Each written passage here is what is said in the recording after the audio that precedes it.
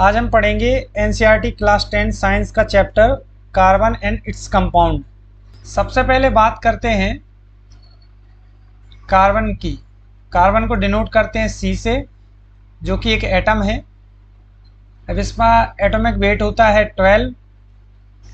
क्योंकि ये एटम है इसलिए मैंने यहाँ पे एटॉमिक वेट का यूज़ किया है, ना कि मॉलिक्यूल का, क्योंकि मॉलिक्यूल नहीं है। इधर एटॉमिक नंबर इसका होता है 6। अगर हम इसका इलेक्ट्रॉनिक कॉन्फ़िगरेशन करें तो 1s2 2s2 2p2 इस तरह से होगा। तो जो 1s सब सेल है उसमें 2 इलेक्ट्रॉन, 2s सब सेल 2 इलेक्ट्रॉन और 2p में भी 2 इलेक्ट्रॉन है। तो इसकी कितनी 1 2 और 2 इलेक्ट्रॉन इसमें आ जाए तो टोटल 4 इलेक्ट्रॉन और इसमें आ सकते हैं। विच मीन्स कि आउटर मोस्ट सेल में अभी 4 इलेक्ट्रॉन और आ सकते हैं, जिससे इसका ऑक्टेट या ये 2p सेल पूरी कंप्लीट हो जाएगी। तो इसको हम बोलेंगे, इसमें ये ज़्यादा से ज़्यादा कितने बॉन्ड फॉर्म कर सकता है? 4 कर सकता है। यही इसकी एक्चुअली क्या हो गई? बैलेंसी। इसको बहुत इजी समझते हैं। और दूसरे में इलेक्ट्रॉनिक कॉन्फ़िगरेशन एक्चुअली निकला कैसे? तो होता क्या है, ये जो सबसेल होती है S, P, D, F, इसमें मैक्सिमम नंबर ऑफ इलेक्ट्रॉन कितने रह सकते हैं? S में रह सकते हैं 2, P में रह सकते 6, D में रह सकते 10, F में रह सकते 14। इसको और भी एक दूसरा मेथड है कि K, L, M, N के हिसाब से भी कर सकते हैं, जिसको एक क्वांटम नंबर्स बोलते हैं। तो K रिप्रेजेंट करता है मैक्सिमम किसी भी एक सब सेल में 2 इलेक्ट्रॉन रह सकते हैं। L रिप्रेजेंट करता है इसमें मैक्सिमम 8, M मैक्सिमम 18 और N में मैक्सिमम 32। सो इस तरह से अगर हम पढ़ रहे हैं, ये न्यूक्लियस हो गया। इसका पहला जो सेल है हमने अभी जो बना KLM के हिसाब से, इसमें 2, ये K लिखा हुआ है मैंने यहाँ पे 2 इलेक्ट्रॉन रह सकते हैं। तो इसमें हमने येलो से 2 इलेक्ट्रॉन भर दिए हैं। इसके बाद L में रह सकते 8, लेकिन हम यहाँ पे एक्चुअली कार्बन 6 की बात कर रहे हैं, यहाँ पे कार्बन 6 की। तो दूसरा जो सेल है उसमें हमारा 4 इलेक्ट्रॉन ही भर सकते हैं, क्योंकि इसका इलेक्ट्रॉन में कॉन्फ़िगरेशन ही 2 4 होगा, क्योंकि इसका एटॉमिक नंबर है 6। सो पहले में 2 आ गए, सेकेंड में 4 आ गए। सो इसकी बैलेंसी की डेफिनेशन यहाँ से बनती है कि आउटर मोस्ट सेल में अवेलेबल इलेक्ट्रॉनों की संख्या उसकी बैलेंसी कहलाती है। तो यहाँ पे आउटर मोस्ट में अवेलेबल कितना है? 4 है। तो कार्बन की बैलेंसी 4 है।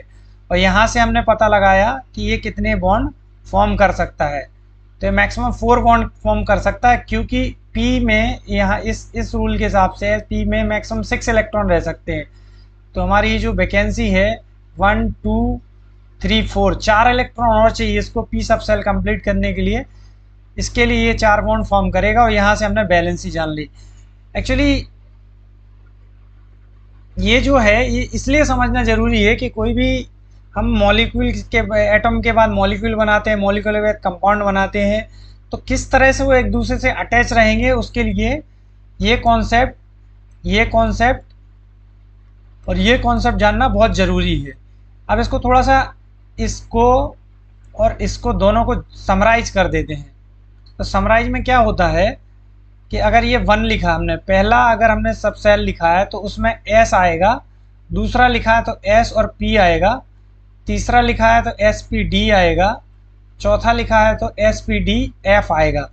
अब इसमें क्या होता है कि जैसे मैंने अभी आपको बताया, S में मैक्सिमम 2 इलेक्ट्रॉन रह सकते हैं, P में 6, D में 10, F में 14।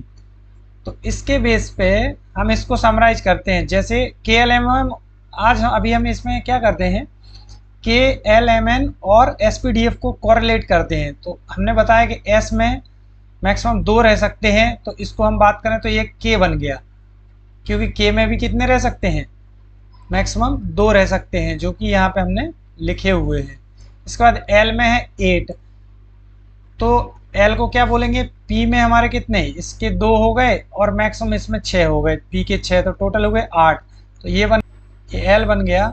सेम बात करेंगे हम 2 + 6 + 10, तो इसमें 18 बन गया, तो 18 बन गया तो ये क्या हो गया m। इसमें 2 6 10 और 14, तो ये हो गया 32, तो ये बन गया n। सो बेसिकली बात करें तो KLMN और SPDF ऑलमोस्ट सेम है।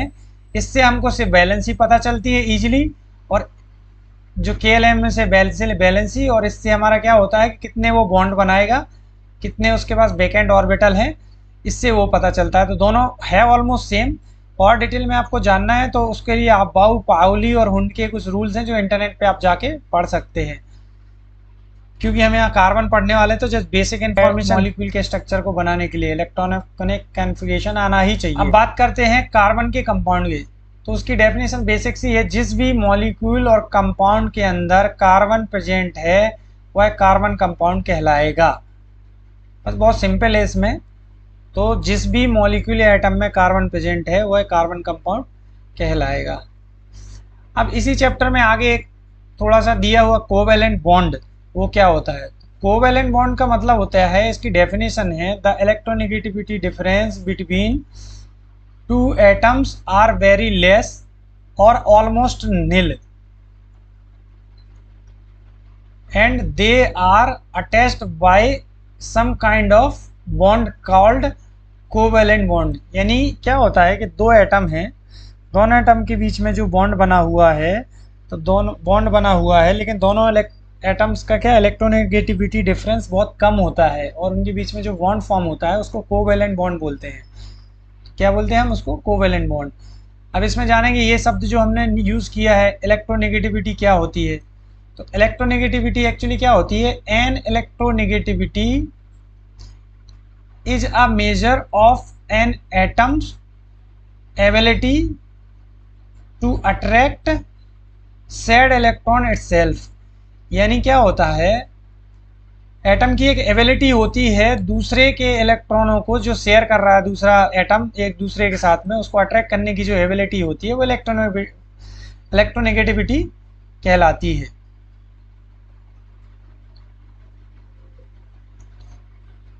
एग्जाम्पल के लिए सोडियम क्लोराइड, तो इसमें इलेक्ट्रोनेगेटिव एटम है सोडियम क्लोराइड। अब इसको थोड़ा सा जान लेते हैं। पीरियड टेबल में ऊपर से नीचे आने पे इलेक्ट्रोनेगेटिविटी घटती है, और लेफ्ट से राइट जाने पे इलेक्ट्रोनेगेटिविटी बढ़ती है। कोवेलेंट बॉन्ड के एग्जाम्पल में हमने यहाँ पे एक लिखा हुआ एग्जाम्पल है, मेथेन लिखा हुआ है, जो हमने नाम भी इधर दिया है। तो ये कार्बन और हाइड्रोजन के बीच में ये जो बॉन्ड बने हुए हैं, सारे बॉन्ड क्या है, कोवेलेंट बॉन्ड है, क्योंकि the electronegativity difference between carbon hydrogen is very less, that's why they form covalent bond. अब बात करते हैं एटम रिप्रेजेंटेशन और कैसे हाउ टू राइट इट, यानी इनको कैसे लिखते हैं। तो इसकी बेसिक दो डेफिनेशन आपको थोड़ा याद करनी पड़ेगी। लॉन पेयर वो होता है the electron which doesn't form bond, जो बॉन्ड फॉर्म नहीं करते हैं वो लॉन पेयर होते हैं, और जो बॉन्ड पेयर होते हैं the electron which form bond, जो बॉन्ड फॉर्म करते हैं बॉन्ड पेयर। एग्जाम्पल के लिए हम जितने सारे ऑर्गेनिक, मोस्टली क्या होता है ऑर्गेनिक केमिस्ट्री में कौन कौन से कंपाउंड यूज़ होने वाले हैं, उसके लिए मैंने यहाँ पे एग्जांपल लिए हुए हैं। जैसे कार्बन का एटॉमिक नंबर होता है 6, इसका इलेक्ट्रॉनिक कॉन्फ़िगरेशन निकाला 1s2 2s2 2p6। इसको इस तरह से रिप्रेजेंट इसमें देखा जाएगा। तो क्या होता है, जब हमने बात की थी कोई भी, अभी क्या है, जब बॉन्ड बनता है किसी दोस्त, तो जो बाहर के इलेक्ट्रॉन होते हैं या बैक एंड ऑर्बिटल वही बॉन्ड फॉर्म करते हैं, अंदर साइड के कोई फॉर्म नहीं करते हैं। तो ये चीज़ आप थोड़ा सा नोट में लिख लेना। तो इसमें क्या होता है, इसकी कितने, ये पूरा 2 इलेक्ट्रॉनों की वैकेंसी इधर है, एक इधर है, एक इधर है, तो वैकेंट 4 इलेक्ट्रॉन, तो ये 4 इलेक्ट्रॉनों को, ये कंप्लीट ऑक्टेट ऑर्बिटल करने के लिए इसको 4 इलेक्ट्रॉनों की जरूरत है, क्योंकि पी में मैक्सिमम 6 है जो हमने अर्लियर अभी पढ़ा, तो 4 की जरूरत है। तो इसको हम बोल सकते हैं इट कैन फॉर्म 4 बॉन्ड। तो कार्बन कितने बॉन्ड बनाता है, 4 बॉन्ड। अभी लॉन पेयर इसका इसलिए नहीं होता है क्योंकि क्या होता है, ये पूरा वेकेंट ऑर्बिटल है, इसमें इलेक्ट्रॉन अगर इधर होता तो यहाँ पे होता है, लेकिन एक्सपेरिमेंटल काफ़ी कुछ डाटा अवेलेबल है कि कार्बन सिर्फ और सिर्फ 4 बॉन्ड फॉर्म करता है और ये उसका लॉन पेयर नहीं होता है।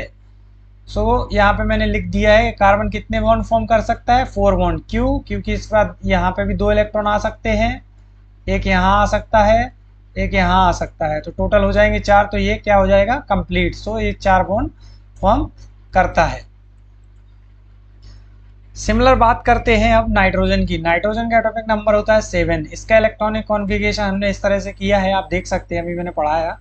1s में 2 इलेक्ट्रॉन, 2s में 2 इलेक्ट्रॉन, और फिर क्या 2p में 3 इलेक्ट्रॉन। काउंट करेंगे 1 2 3 4 5 6 7 इलेक्ट्रॉन हमने फिल्ड कर दिए। तो अब वैकेंसी इसको p को, ये कंप्लीट है, ये कंप्लीट है, क्योंकि s में मैक्सिमम 2 रह सकते हैं, p में चाहिए 6, तो 6 3 तो है, 3 और चाहिए। तो इसमें लिखा है वैकेंट फॉर 3 इलेक्ट्रॉन, यानी 3 इलेक्ट्रॉन के लिए हमारा क्या है, ये खाली है। तो यहाँ पे एक इधर आ सकता है, एक इधर आ सकता है, एक इधर आ सकता है, यानी 3 इलेक्ट्रॉन इसमें और आ सकते हैं। सो इसको हमने कंक्लूड किया कि अगर इसको 3 इलेक्ट्रॉनों की जरूरत है तो ये क्या करेगा, 3 बॉन्ड फॉर्म करेगा। और लॉन पेयर क्या होता है, ये 2s है, ये 2p है, सेकंड का है। तो ये जो ये चीज है, इसको हम लॉन पेयर की तरह लिखते हैं। तो नाइट्रोजन में पहले तो हमने लिखा कि 3 बॉन्ड फॉर्म कर सकता है, तो ये 1 2 और 3 बॉन्ड फॉर्म कर दिया। अभी क्या है, लॉन पेयर, तो ये भी है इसमें, ये जो इलेक्ट्रॉन होते हैं, क्योंकि 2s और 2 का ही है, 2 सेल का है ऐसा बोल सकते हैं। तो इसमें क्या होता है, ये 2 लॉन पेयर इसलिए है क्योंकि एक इलेक्ट्रॉन ये और एक ये, तो इसमें 2 हो गए लॉन पेयर, और 3 बॉन्ड बना सकता है। तो नाइट्रोजन को हम कैसे लिखेंगे, इस तरह से लिखेंगे। अब बात करते हैं ऑक्सीजन की। ऑक्सीजन का मॉलिक्यूलर एटॉमिक वेट होता है 8। तो इसका इलेक्ट्रॉनिक कॉन्फ़िगरेशन किया तो हमने देखा 2s और 2p में पहले तो लॉन पेयर कितने हैं, 2 ये हैं, 2 ये हैं, कंप्लीट हैं। जो कंप्लीट है वो लॉन पेयर, क्योंकि ये बॉन्ड नहीं बनाने वाले हैं, यहाँ पे कोई वैकेंट और पोजीशन नहीं है, तो इनको हमने 2 लॉन पेयर लिख दिए। तो ऑक्सीजन के पास कितने लॉन पेयर हो गए, 2, क्योंकि 2s और 2p का है। अब इसमें कितने बॉन्ड बना सकता है, क्योंकि उसको p कंप्लीट करने के लिए 2 इलेक्ट्रॉन की जरूरत है यहाँ पे, तो ये क्या कर सकता है, 2 बॉन्ड बना सकता है। तो ये क्या करता है, 2 बॉन्ड बना सकता है। तो इसको हो गया 2 बॉन्ड। तो यहाँ पे लिखा है vacant for 2 electron, that mean it can form 2 bond. तो लॉन पेयर कितने हो गए, 2। तो ये जो कंप्लीट एक ही नेचर की सेल का 2s और 2p, ये 2 नंबर को याद रखने का, इसमें भी 2 और 2p सेम नेचर के 2 2 में, तो ये जो रहते हैं, जो कंप्लीट फील्ड रहते हैं वो लॉन पेयर, और जो अनफिल्ड रहते हैं वो होते हैं बॉन्ड पेयर। उम्मीद करता हूँ समझ में आ गया, और नहीं आया तो आप मुझे कमेंट करना, मैं आपको उसमें क्लियर कर दूंगा और कभी भी। अब बात सिमिलरली है सल्फर का, तो आप सल्फर का अपने से देखिए, मैंने समझाया वापस। सल्फर में क्या होता है, ये कितने बॉन्ड फॉर्म कर सकता है, इसके बाद लॉन पेयर होते हैं लास्ट में। अब 2p का नहीं, यहाँ पे 3s तक पहुँच गए, तो 3s में वेक और 2 लॉन पेयर हो गए, तो हमने सल्फर में 2 लॉन पेयर लिख दिए। बॉन्ड कितने फॉर्म कर सकता है, 2, तो ये दो इसमें से इन्होंने बॉन्ड फॉर्म कर दिए। तो इसमें लिखा सल्फर का, सल्फर के पास भी 2 लोन पेयर होते हैं और 2 बॉन्ड फॉर्म कर सकता है। अभी होता क्या है, कई बार सल्फर डाइऑक्साइड में 6 सल्फर डाइऑक्साइड में 4 बॉन्ड भी बन जाते हैं, कभी 6 भी बन जाते हैं। उसका कारण ये है कि 3s में 3p भी है और d पूरा का पूरा खाली है, तो ये इलेक्ट्रॉन क्या होता है, जंप अप कर जाते हैं इस वाली पोजीशन में। तो ये खाली हो जाने की वजह से ये सिर्फ क्या करते हैं, बॉन्ड फॉर्म कर लेता है। तो ये ज़्यादातर क्या होता है ऑक्साइड के केसेस में देखने को आपको मिलेगा। तो उसका रीज़न यही है कि 3d इसका d ऑर्बिटल क्या होता है, खाली होता है, इसलिए इस तरह से बॉन्ड फॉर्म करता है। अब हेलोजन की बात करेंगे, तो हेलोजन के सारे केसेस में क्या होता है, सेम ही होता है। जैसे पहला ले लिया हमने, फ्लोरीन का 9 है, तो इसमें 1s में 2 ये कॉन्फ़िगरेशन हमने किया है, 2s में 2 2p 6। अब देखा जाए 2s और 2p, तो 2s 2p में कितने लॉन पेयर हैं, 1 2 और 3। सो हमने यहाँ पे लिख दिया 1 lone pair, 2 lone pair, 3 lone pair. अब इसको 6 इलेक्ट्रॉन के लिए 1 की ज़रूरत है, यहाँ पे 1 की ज़रूरत है, तो 1 बॉन्ड ये फॉर्म करेगा। तो फ्लोरीन ने कितने लॉन पेयर हो गए, 3 लॉन पेयर हो गए और 1 बॉन्ड हो गया। Vacant for 1 electron, that means it can form 1 bond, और लॉन पेयर कितने हो गए, 6। सॉरी यहाँ पे 6 मैंने बाई मिस्टेक लिख दिया है, यहाँ पे 6 नहीं बोलेंगे क्योंकि ये पूरा पेयर में गिना जाता है, तो इसके 3 लोन पेयर हो गए। ठीक है, अब करते हैं बात क्लोरीन की। क्लोरीन में भी यहाँ पे थोड़ा मिस्टेक से लिखा है, इसमें भी 3 लोन पेयर होते हैं। तो क्लोरीन के 17 होता है, तो इस तरह से हमने कॉन्फ़िगरेशन किया है, जैसे ऊपर कर रहे थे वो आप देख सकते हैं। तो इसमें भी क्या है, 1 2 और 3, तो इसमें कितने लोन पेयर हो गए, 1 2 और 3, यानी जो कंप्लीट ऑर्बिटल है 2 इलेक्ट्रॉन के साथ वो लोन पेयर है। आउटर मोस्ट सेल का, सबसे लास्ट वाली सेल का जो अनफिल्ड है, इसमें 1 की जरूरत है, तो ये क्या बनेगा, 1 बॉन्ड बना। तो क्लोरीन भी क्या करता है, एक इलेक्ट्रॉन के लिए वैकेंट है तो 1 बॉन्ड फॉर्म करेगा, और इसमें लोन पेयर कितने हो गए, 3। अब बात करते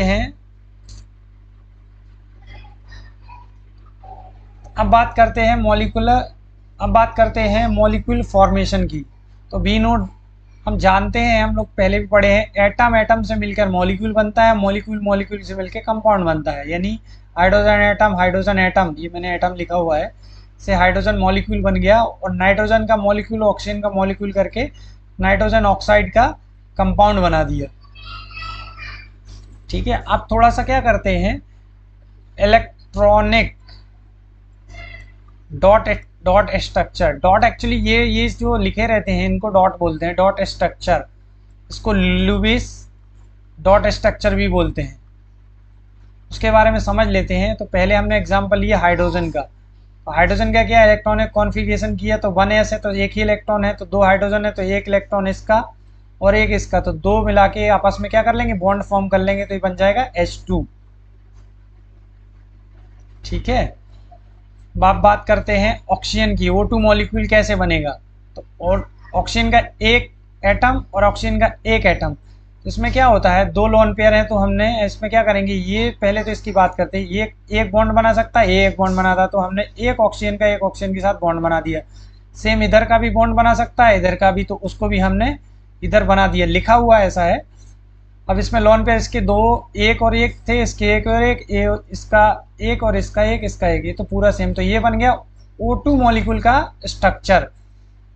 तो आपको ऐसे करना है कि यानी बॉन्ड, एक मॉलिक्यूल एटम कितना बॉन्ड फॉर्म कर सकता है, 2, तो उसने बना लिया। तो एक एटम ने ये इसी के साथ बनाया, इसके साथ बनाया, दूसरे एटम ने भी इसी के साथ बनाया, तो इस तरह से O2। सिमिलरली फॉर नाइट्रोजन के लिए हमने अभी डिस्कस किया था कि नाइट्रोजन कितने बॉन्ड, 3 बॉन्ड फॉर्म कर सकता है, 1 लोन पेयर।